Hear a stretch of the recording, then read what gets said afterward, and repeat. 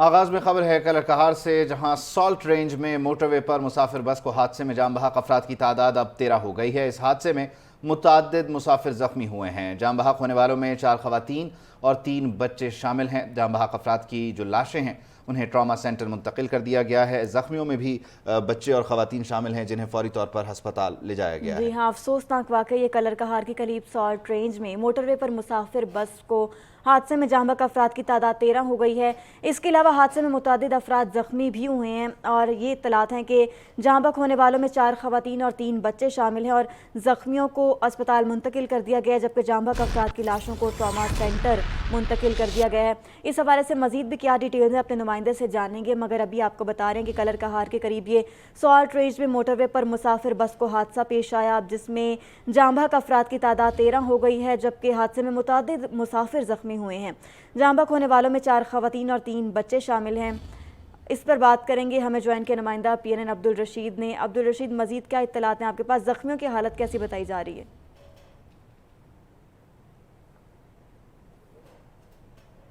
अब्दुल रशीद हमें ज्वाइन करेंगे, ताज़ा तरीन जो सूरत हाल है वो बताएंगे। लाहौर से ये बस इस्लामाबाद जा रही थी कि रास्ते में बताया जा रहा है एक तो ये तेज़ रफ्तारी की वजह से और दूसरा ब्रेक फेल होने की वजह से इस हादसे का शिकार हुई, जिसके बाद आप देख सकते हैं कि जो कलरकहार सॉल्ट रेंज है वहाँ पर ट्रैफिक का जो निज़ाम था वो मुअत्तल हो गया, ट्रैफिक जैम था और ये बस मुकम्मल तौर पर उल्टी हो गई। जो इसकी साइड थी उससे ये जो डिवाइडर्स थे उन्हें तोड़ती हुई मुखालिफ समत चली गई और वहाँ जाकर ये बस उल्टी। इस बस में जो बच्चे सवार थे आप उन्हें देख सकते हैं, वो अस्पताल में हैं, ट्रॉमा का शिकार हैं। अब्दुल रशीद हमारे साथ हैं, उनसे बात करते हैं। अब्दुल रशीद, कहिएगा इस वक्त सूरत हाल है क्या, कितने ज़ख्मी अस्पताल लाए गए, उनकी हालत कैसी है? जी, जहाँ पे टोटल 25 अफराद जो है 25 अफराद जख्मी हो चुके हैं, उनको ट्रामा सेंटर कलरकहार मुंतकिल कर दिया गया। सॉल्ट रेंज पर उमूमन जो मोबाइल नेटवर्क है उसका मसला रहता है। हम अब्दुल रशीद से बात करने की कोशिश करेंगे। अब्दुल रशीद गालिबन ये बता रहे हैं कि 30 के करीब ज़ख्मी हैं जिन्हें अस्पताल लाया गया है, इनमें बच्चे भी हैं, ख़वातीन भी हैं, जबकि अब तक जाम बहक होने वालों में 4 ख़वातीन 3 बच्चे शामिल हैं और ये लाशें जो हैं वो ट्रॉमा सेंटर पहुँचा दी गई हैं। ज़ख्मियों को भी ट्रॉमा सेंटर लाया गया है। सिलसिले को आगे बढ़ाते हैं खबरों के और ज़रा बात करते हैं आज होने वाले उस जलसे की जिससे वज़ीर ख़ारजा बिलावल भुट्टो ज़रदारी ने खिताब किया। स्वात में एक जलसे का एहतमाम किया गया जहाँ उन्होंने कहा कि 9 मई के वाक़यात के ज़िम्मेदारों को इबरत की मिसाल बनाएंगे। सियासी दहशतगर्दों को रोकना होगा, सियासी दहशतगर्दी का जवाब सख्ती से ना दिया तो ये फिर बढ़ती जाएगी और 9 मई के शरपसंदों को पैगाम है कि हम उन्हें किसी सूरत माफ़ नहीं करेंगे। उन्होंने मजीद ये कहा कि पाकिस्तान में गालम गलोच के कल्चर को फ़रोग दिया गया और इसके अलावा उन्होंने कहा कि एक शख्स ने पाकिस्तान में मतलब ये जो गालम गलोच का कल्चर और ये सारी जो चीज़ें वो एक शख्स की वजह से, और वो जानते हैं कि वो एक शख्स कौन है, यानी चेयरमैन PTI कासिम के अब्बा, उनके बारे में उन्होंने ये बात की। उन्होंने कहा कि सिलेक्टेड ने जाते जाते दहशतगर्दों को वापस बसाया। ठीक है, वज़ीर ख़ारजा बिलावल भुट्टो ज़रदारी ने आज अपने खिताब में कहा क्या, ज़रा हम उन्हीं की ज़बानी सुन लेते हैं। सिलेक्टेड हम पे मुसल्लत किया, उसने वो तमाम दहशतगर्द जो आपकी लड़ाई की वजह से, आपकी बहादुरी की वजह से अफगानिस्तान भाग चुके थे, उनको वापस भी करवाया और यहाँ भी आबाद करवाया। जो मई 9 में मुलविस लोग थे जिन्होंने हमारा यादगार शोदा को जला के रख दिया, जिन्होंने जिना का घर पे हमला कर दिया, जिन्होंने GHQ पे हमला कर दिया, उनके लिए एक साफ पैगाम है, हम आपको नहीं माफ कर सकते हैं, आपको हम इबरतनाक एग्जाम्पल बना देंगे आप। और दूसरी जानिब शेल पाकिस्तान में अपना कारोबार बंद नहीं कर रहा। वज़ीर ख़जाना इसहाक़ डार कहते हैं कि शेल अपने शेयर्स फॉरेन इन्वेस्टर को बेचना चाहता है। इस बारे में मनफी बातें फैलाना दुरुस्त नहीं है। शेल कंपनी जो भी फैसला करेगी वो हुकूमती फैसलों पर अमल दरामद का पाबंद है। साथ ही साथ आज वज़ीर ख़जाना इसहाक़ डार ने बताया कि चीन के 2 बैंक से रब्ता किया है, चीनी बैंक्स को $300 मिलियन की अदायगी कर दी है। हमने ये तय किया है कि हम जो अर्ली पेमेंट्स होंगी उस पर कोई जुर्माना अदा नहीं करेंगे, ये वाज़ेह हो गया है। आज वज़ीर ख़जाना ने इसका ऐलान भी किया। बताया मज़ीद क्या इस बारे में और शेल कंपनी से मुतालिक उन्होंने क्या कहा, ज़रा उन्हीं की ज़बानी सुनते हैं।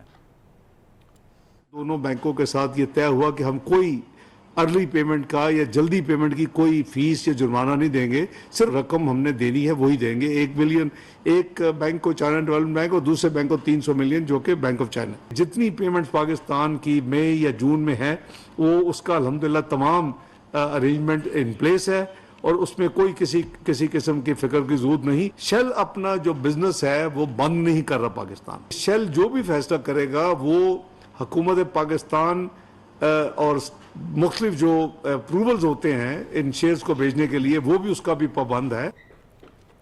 शेल इन अ नट शेल इसहाक डार ने जो है वो एक्सप्लेन कर दिया है। आगे बढ़ते हैं। आज सिंध असम्बली के फ्लोर पर वज़ीर आला सिंध मुराद अली शाह मुखातिब हुए और कराची की एक बड़ी सियासी जमात जिसने बल्दियाती इंतखाबात का बॉयकॉट किया उससे मुखातिब हुए और कहा कि MKM ने संजीदगी का मुजाहरा नहीं किया, बॉयकॉट इनका अपना फैसला था। ये समझ रहे थे कि दूसरे तरीके से सीटें मिल जाएंगी, लेकिन मुत्तहिदा अपनी सियासी कमज़ोरियों की वजह से हारी है या मुत्तहिदा अपनी सियासी कमज़ोरियों की वजह से इस सियासत में पीछे है, इसका मलबा वो हम पर न डालें। उन्होंने ये भी कहा कि कराची भुट्टो का था, है और रहेगा। इसके अलावा उन्होंने मजीद कहा कि चेयरमैन PTI को पहली मुलाकात में ही पहचान लिया था और जब उनसे मिला था तो तब मैंने ये सोचा कि पता नहीं 4 साल कैसे गुजरेंगे, 5 साल कैसे गुजरेंगे। मजीद क्या कहा सुन लेते हैं।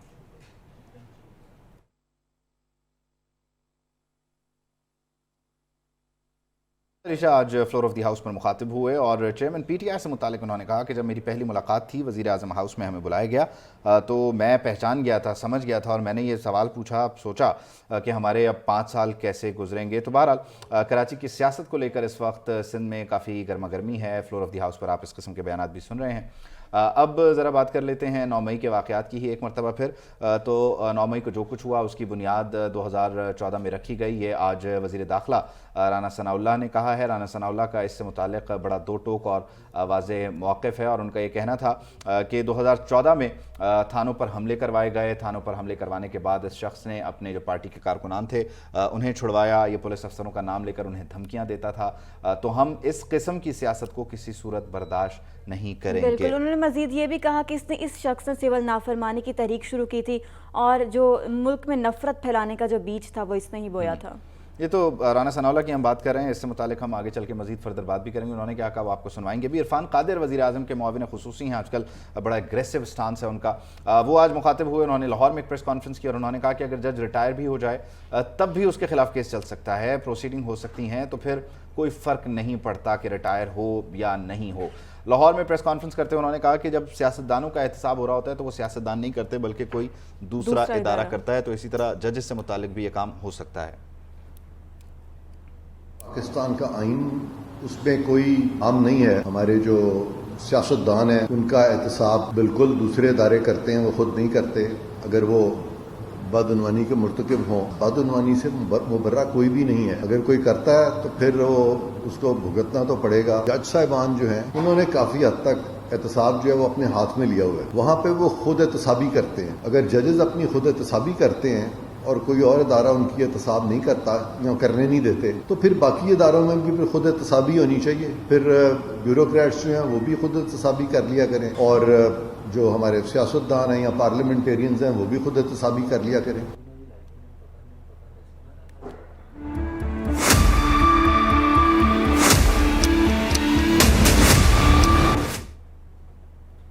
मेयर कराची के हवाले से बात करें तो नौमुंतखब मेयर कराची मुर्तज़ा वहाब 19 जून को अपने ओहदे का हल्फ उठाएंगे। मुल्क के सबसे बड़े शहर में मसाइल के अंबार हैं और लोग उम्मीद करते हैं उनसे कि वो जब हल्फ उठा लेंगे और उसके बाद जब वो काम शुरू करेंगे तो इन मसाइल पर काबू पाएंगे। यकीनी तौर पर कराची के मेयर हैं और 3 साल बाद कराची शहर को मेयर नसीब हो रहा है। वसीम अख्तर के बाद अब बहुत सारे मसाइल इन 3 सालों में बढ़े हैं।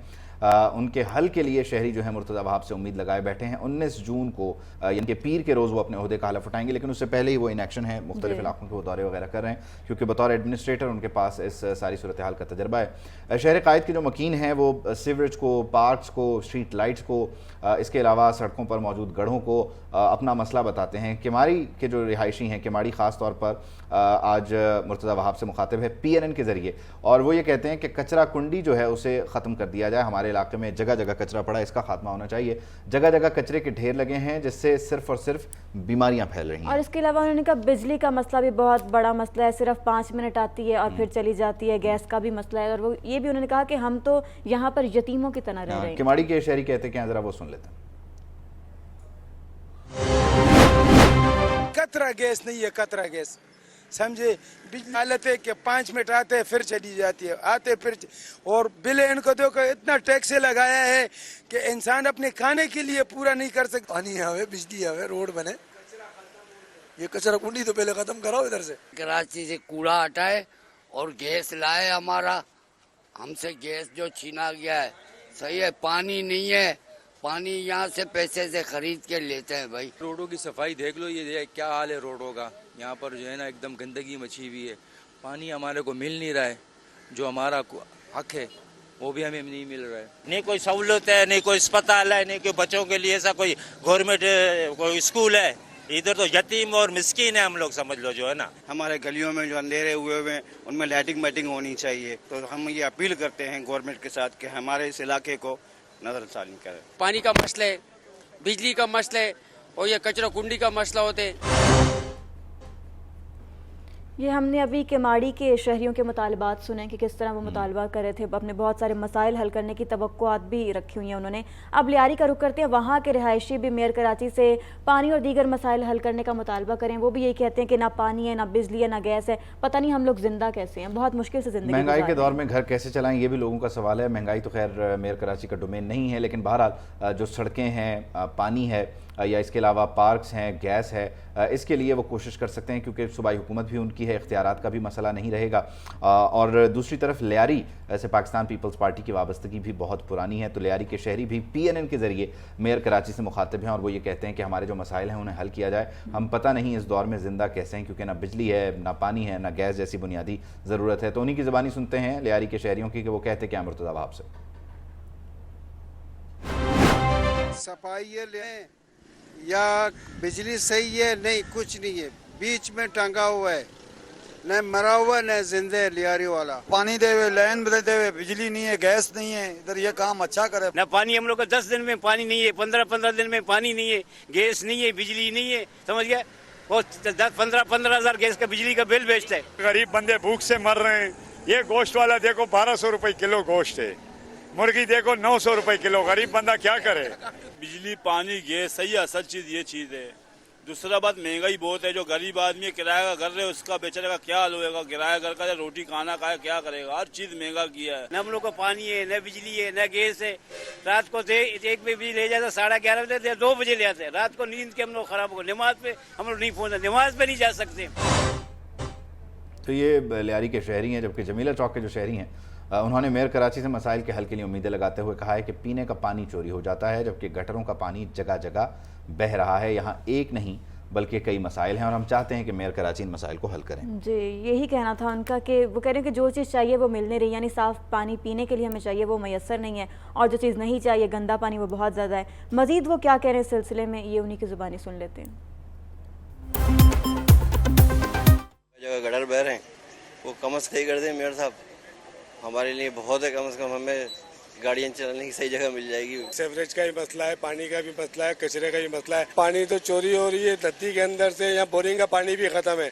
नदी के अंदर से बड़े बड़े बोर करे हुए हैं और पानी जा रहा है साइड एरिया। ये गली, पिछली गली, उससे पिछली, यानी कि अब बारिश हो जाएगी, बारिश के बाद और मजीद ये वबाल जान बन जाएगा। सालों से ये रोड खुदी हुई है, कोई उसको आगे नहीं बना रहा और उसको आगे खुर्चा। ये नाला बगैर किसी प्लानिंग के रातों रात खोद दिया, मट्टी ऐसी डाल दी, लोगों को परेशानी हो रही है।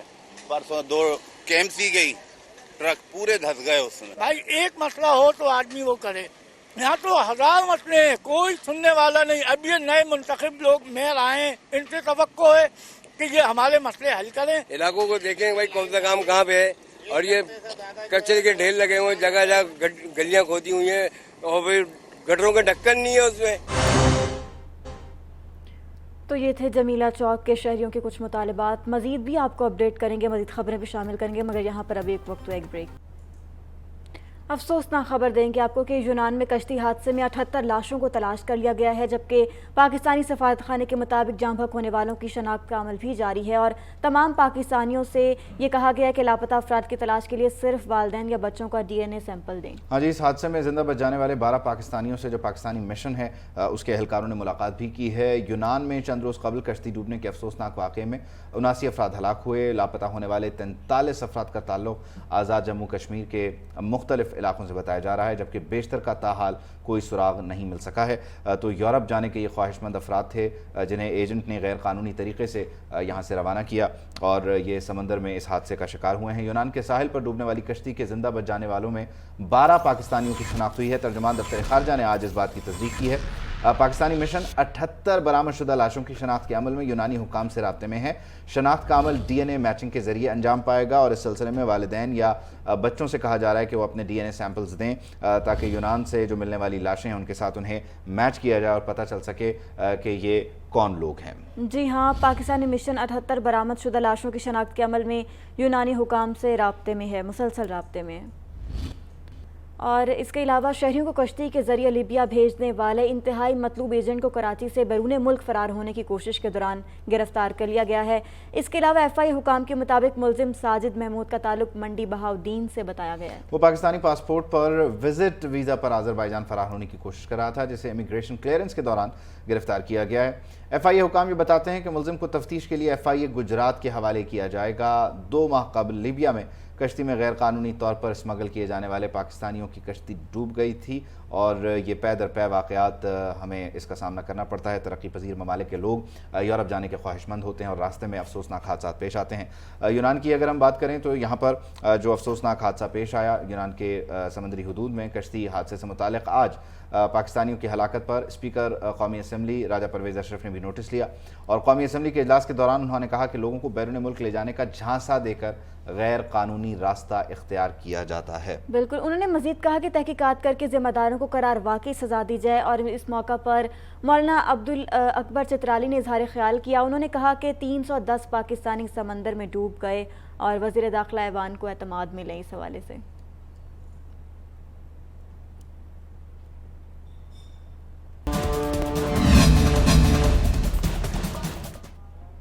समुद्री तूफान बिपरजॉय की बात करें जिसके हवाले से महकमा मौसमियात ने एक आखिरी बुलेटिन जारी किया है। समुद्री तूफान कमज़ोर होकर अब डिप्रेशन में बदल चुका है जो थरपारकर और भारतीय राजस्थान में इस वक्त मौजूद है। थरपारकर, उमरकोट, बदीन में आज तेज़ हवाओं और गरज चमक के साथ बारिश का इम्कान है। हवा की रफ्तार यहाँ पर काफ़ी ज़्यादा तेज़ जी, हवा की रफ्तार 30 से 40 और झक्कर जो है वो 50 किलोमीटर फ़ी घंटा की रफ्तार को छू सकते हैं। इसके अलावा ठट्ठा, सजावल, मीरपुर खास में भी गरज चमक के साथ बारिश का इम्कान बताया गया और बलूचिस्तान के जो माहीगीर हैं उन्होंने अपनी सरगर्मियों का आगाज़ आज से कर दिया है, ये कहा गया है, जबकि सिंध के माहीगीर कल से अपनी सरगर्मियाँ शुरू कर देंगे। यकीनी तौर पर माहीगीर समंदर से दूर थे और उनका जो गुजर बसर है वो माहीगीरी करके होता है, मछलियाँ पकड़ के होता है, तो अब वो समंदर में जा सकते हैं। तूफ़ान जो था पाकिस्तान की तरफ जो आ रहा था अब उसने अपना रुख मोड़ा, तो बहरहाल ये गुजरात से टकराया और अब राजस्थान और आप कह लीजिए कि पाकिस्तान का जो थरपारकर है उसकी तरफ बढ़ रहा है। तेज़ बारिशें, हवाएं हैं। मुश्किल की इस घड़ी में पाक फ़ौज हमेशा की तरह कौम के साथ खड़ी रही। पाक बहरिया की सिंध के साहिली इलाकों में इमदादी सरगर्मियाँ जारी हैं। पाक बहरिया की जानिब से शाहबंदर के नवाही इलाकों में कायम मेडिकल कैंप्स में मुतासरीन को तिब्बी सहूलियात फराहम की जा रही हैं। और इसके अलावा अगर भारत की बात करें तो भारत समुद्री तूफान के निशाने पर आ गया है और गुजरात के बाद बिपरजॉय राजस्थान की तरफ बढ़ने लगा है। इसके अलावा गुजरात में तूफान से मफलूज निज़ाम ज़िंदगी मामूल पर नहीं आया अभी तक और 34 जो अफराद हैं वो ज़ख्मी भी हुए हैं। जबकि 94 जानवर बताया जा रहा है कि मर गए हैं और 4600 देहात बताया गया है कि जहाँ बिजली मुनक़ता है। तो भारत में इस तूफ़ान के क्या असरात हैं, इस पर एक रिपोर्ट हमने तैयार की, आप वो देखिए।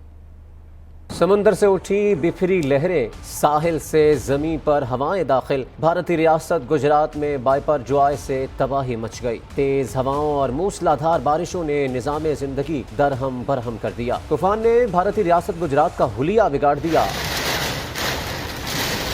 दरियाए सरस्वती में तुग़यानी आ गई। उदयपुर और बंसकाता में तेज हवाओं ने हर चीज को हिला कर रख दिया। मकानों की छतें उड़ गईं, सैकड़ों दरख्त जड़ से उखड़ गए। मुख्तलिफ हादसात के नतीजे में 34 अफराद जख्मी हुए, 94 जानवर भी हलाक हो गए। तूफान से बिजली का तरसीली निज़ाम भी खराब हो गया। 5000 से जायद बिजली के पोल गिर गए। 4600 देहात की बिजली कट गई। भारतीय इंतजामिया की जानिब से मुतासरीन के लिए कोई खातिर खा इंतजाम न हो सके। भारतीय मेट्रोलॉजिकल डिपार्टमेंट के मुताबिक तूफान की शिद्दत कम हो चुकी है, अब शुमाल मशरिक में राजस्थान की तरफ बढ़ रहा है।